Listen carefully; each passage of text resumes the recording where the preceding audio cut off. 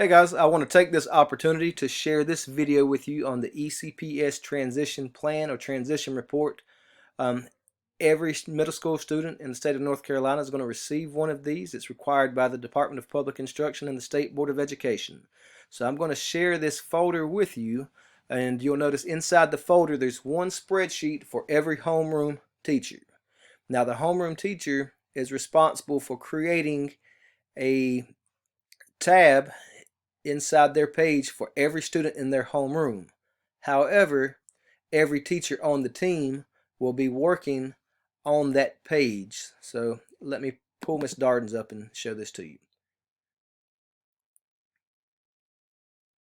So this first page that you're going to come to is just an instruction page. Really, it's pretty much self-explanatory, so you could almost skip this until it's time to print, and then they'll want you to follow these instructions for printing, but we're a couple weeks away from that. The next tab that you'll see is just general comments, similar to the comments that you would put on the report card. However, these are not content or class specific comments. You'll notice these are more behavioral type comments. This process is really looking more towards feedback specific to the content area. You'll see what I'm referring to here at this page. So this is the actual page that you'll be working from. You'll notice on this particular tab, this is the ECPS Student Feedback and Transition Plan. On this plan, you'll notice that teachers are required to identify strengths and opportunities for growth in the 4 core subject areas of math, ELA, science, and social studies. We're also required to give a rating for these 5 areas of social and emotional health, so to speak. So with that being said, I told you guys I would do everything I can to make this a little easier on you. And so I've pre-populated all the stuff that's going to be standard for every student, or almost every student. Again, there'll be some students who are placed, may possibly be some students who are retained, so that would change. But for 98–99% of our students, this top part is going to stay untouched, except for the student name. Okay, just becoming more familiar with the document before I get into the next steps. So again, you have a drop-down menu here that gives multiple ratings for our assessment of this student's self-awareness, self-management, social awareness, relationship skills, decision-making.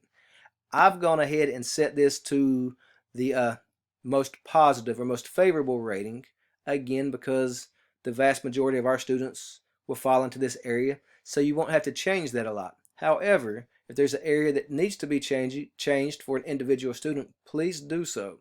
We want to provide accurate and meaningful feedback. This feedback is not only for the parents and the student, but also for the teachers who will be getting these students next year at the next grade level. And so it's kind of our roadmap or our baseline data, so to speak, to tell teachers what to expect from the student from the social emotional perspective, but also from the academic perspective. And so you'll notice in the 4 core content areas, there's a column for strengths, a column for opportunities for growth, and suggested resources and activities. I have pre-populated the teacher name, the strengths, the opportunities for growth, and those resources in this form for every content area, for math, for ELA, for science, and for social studies.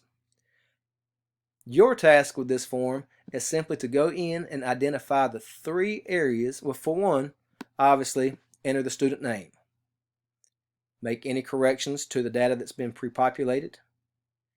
And then edit the strengths and opportunities for growth that are specific to that student. I would leave no more than 3 to 5 comments. And if you're not happy with the comment bank that I've placed here for you, please feel free to delete that and type in your own comments, particularly if you want to individualize the comments specifically to the strengths and opportunities for growth for that student. I wouldn't be offended by that in any way. In fact, colleagues across the district came up with these comments, and I felt like it would be appropriate to put them in for you guys just to make it easier on you. But if you want to, I guess, be more thorough in your comments, please feel free to add or delete what you would like to here. Again, though, I would stick to 3 to 5 strengths and maybe only 2 to 4 opportunities for growth or areas of focus. Okay? So the very first step that I'll need you to do is, as a homeroom teacher, you're going to create this tab. It says student name. You're going to create this tab for every student in your homeroom. You'll have to do this before the other work can be done. So for example, this is Miss Darden's homeroom. So Miss Darden is going to create a new sheet. So I would leave this one blank as so this is our master template. I would duplicate. And then right here you see copy of student name. We're going to go to that page. We're going to enter Sally Mae. Okay. Sally Mae Anderson. Since that's going to be our first student, I'm going to copy that, and I'm simply going to rename or double click and paste Sally Mae Anderson. Then I'm going to go through and say, all right, yep, Sally Mae, this describes her, absolutely. Then I'm going to come down and again identify if I'm Miss Darden, because she's the person creating this first sheet.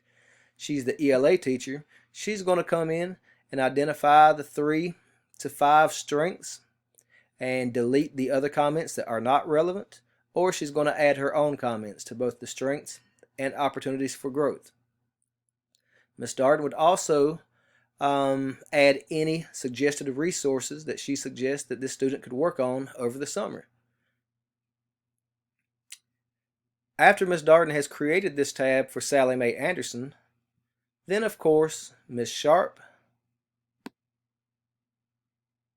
Ms. Johnson McCoy,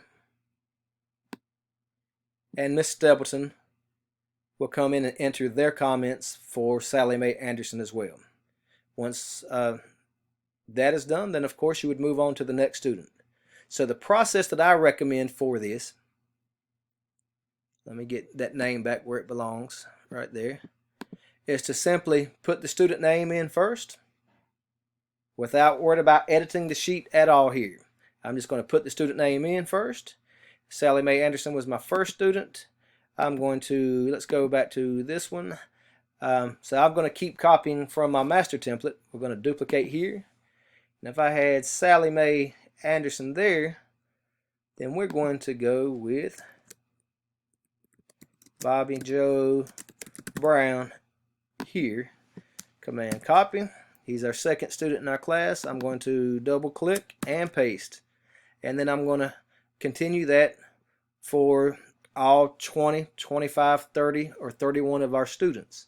Again, I encourage you to go ahead and set up the spreadsheet for each student first, then go back and make the edits to the spreadsheet once you've done that. That way those teachers who are ready to enter their information, they can hop right in as well. So I think it's a pretty clear process.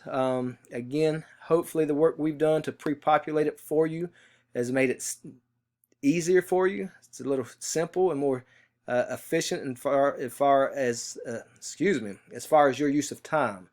But if not, again, feel free to make the edits that you need to any of these comments and make changes here.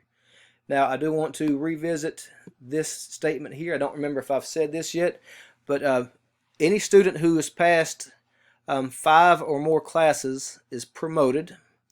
Any student who has failed 2 or more classes, again, failed 2 or more classes, would be placed or retained. At this time, those students, you should only put placed here.